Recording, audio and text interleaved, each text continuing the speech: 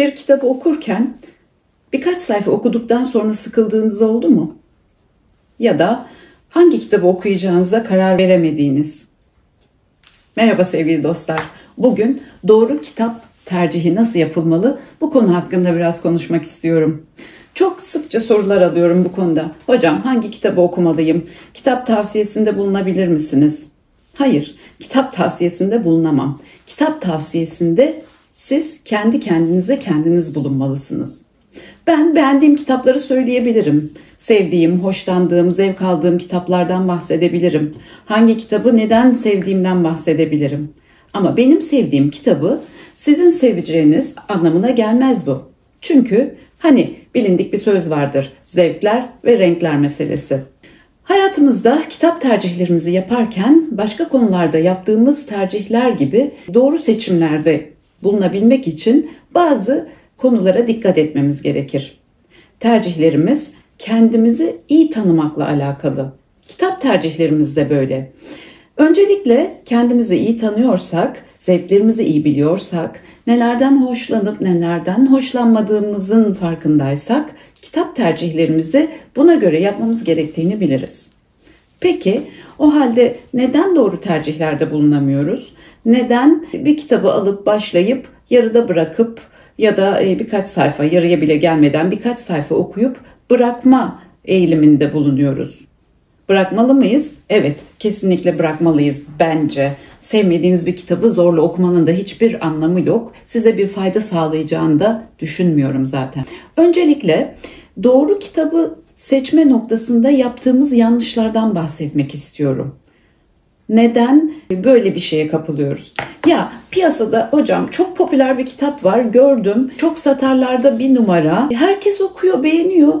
Aldım ama ben bir türlü ilerleyemedim, okuyamadım. Böyle diyen çok insanla karşılaşıyorum. Öğrencilerim arasında da var, dostlarım arasında da var. Popüler diye bir kitabı beğenmek zorunda değilsiniz. Popülerlik neyle ilgili? Yani günümüzde artık medya birçok konuda çok etkin ve yetkin ve bizi gereksiz bilgilerle donatıyor. Çok iyi olduğunu söylediği kitaplar bazen çok iyi olmayabiliyor. Bazen hiç adını duymadığımız kitaplar çok çok güzel çıkabiliyor. Ya da kime göre, neye göre? Evet, belki çok beğenilen bir kitap bize hitap etmediği için, bizim zevklerimize uygun olmadığı için biz beğenmeyebiliyoruz. O halde ilk yaptığımız hata popüler kitaplar listesine bakıp gidip oradan kitap seçmek. Bunu yapmayalım. İkincisi, kendi ilgi alanlarımıza göre tercihler yapmadığımız için. Gidiyoruz, kitapçılar tabii ki ön sıraya belli kitapları diziyorlar. Oraya bakıyoruz, evet şu kitaplardan bir tanesini alayım, buraya ön sıraya dizildiğine göre demek ki iyi kitaplar bunlar ya da çok satarlar bunlar deyip yine kendimizi tanımadan hoşlanmadığımız bir tarz kitabı alabiliyoruz. Mesela biz tarihi şeyler okumayı seviyoruz. Tarihi bir romandan hoşlanabiliriz ya da tarihi bir araştırma kitabından hoşlanabiliriz ama çok satarlarda o gün kişisel gelişim kitabı var. Alıyoruz 3-5 sayfa sonra hep aynı şeyleri anlatıyor hocam. Ben çok sıkıldım. Niye bu çok satarlarda? Çünkü sizin zevkinize hitap etmiyor. Bazı kişiler kişisel gelişim kitabından hoşlanır. Bazı kişiler roman ama romanın hangi türünden? Biri macera sever, polisiye, aksiyon sever, onu okumak ister. Bir diğeri tarihi romanlardan hoşlanır ya da aşk romanlarını sever. Herkes her şeyi sevmek zorunda değil. Çok satarlar ve popüler romanlar sizi yanıltmasın. Ve arkadaş ve sosyal medya çevresinden edindiğiniz izlenimler. Tavsiye alın. Tabii ki tavsiye almak çok güzel bir şey. Arkadaşımız okuduğu bir romanı paylaştığı zaman böyle bir kitabın varlığını bilip içeriğinden haberdar olabiliyoruz. Ama bahsettiğim şey içeriğini bilmek. Bakın şimdi bir kişi size, arkadaşınız, şu kitabı okudum, mükemmel bir kitap, çok beğendim.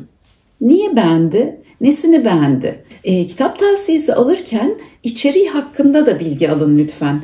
Dil ve anlatımı çok güzeldi, çok akıcıydı, çok şey öğrendim, hayal dünyam çok zenginleşti ya da bunun benzeri. O kişi bu kitabı okurken nesinden etkilenmiş, neyi beğenmiş, bunu öğrenin. Çünkü onun beğendiği, onun haz aldığı o şeyden belki siz hoşlanmayacaksınız. Belki siz betimlemelerin ağır olduğu klasik romanlardan hoşlanıyorsunuz ama o da betimlemeleri sevmiyor. Aksiyon, direkt akan kitaplardan hoşlanıyor. O size bu romanı önerdiğinde siz bir süre sonra hemen sıkılacaksınız.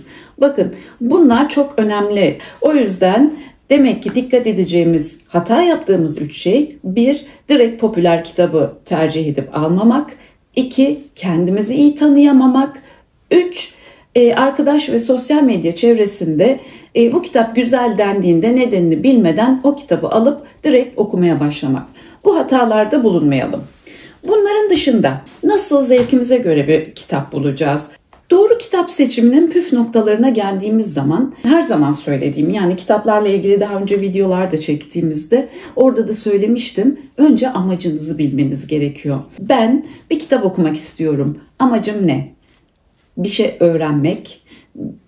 Boş vaktimde işte kendi hayal dünyamı zenginleştirmek, sıkıntılarım var, kafamı dağıtmak ve akıcı bir şey okuyarak o sıkıntılarımı göz ardı edebilecek bir dünyaya kendimi sürüklemek.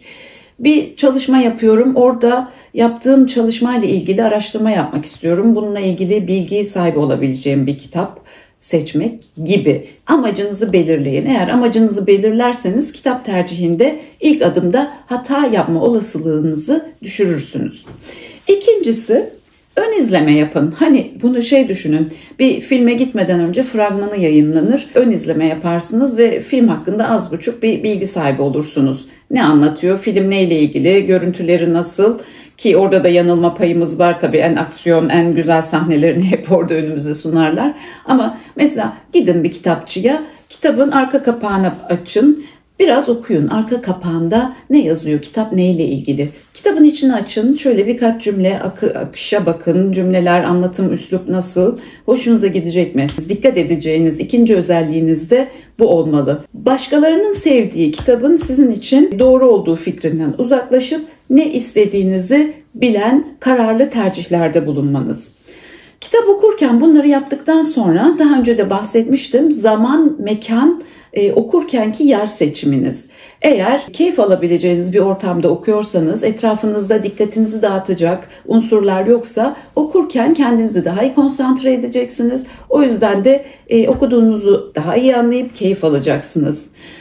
Bunun dışında liste yapın, hedef koyun. Bu da çok önemli kitap okuma tercihlerinizde. Ne tür kitaplar okuyacağım, hangi kitapları okuyacağım, bir ay içinde ya da bir yıl içinde ne kadar kitap okumak istiyorum, hedefim ne? Bu hedefleri de belirlerseniz seçtiğiniz kitaplarla doğru yol alırsınız. Kitap okumada bana gelen sorulardan bir tanesi de, hocam kitap okuyorum, bu da sayılır mı? Ya da sesli kitap dinliyorum, olur mu? İşte normal kitap mı okumalıyım? Bunların da tabii ki artı eksi etkili olduğu alanlar var. Yani tamamen sesli kitap dinlediğiniz yerler olsun. Kendi kitabınızı açıp gözlerinizle okuyacağınız, sayfalarına dokunarak okuyacağınız ya da e-kitap şeklinde okuyacağınız tercihlerde bulunun. Bunlar da sizin okuma esnasında ilginizi bir kitap üzerinde toplamaya faydalı olacaktır ve kitabı okurken o kitaba kendinizi daha iyi adapte etmenizi, daha iyi anlamanızı, daha zevkle okumanızı sağlayacaktır. Belki bu sayede okuduğunuz kitabın içinde kendinizi daha iyi hissettiğiniz için daha keyifli okuyacaksınız. Bunlar size önerebileceğim şeyler. Elbette kitap önerilerinde bulunabilirim.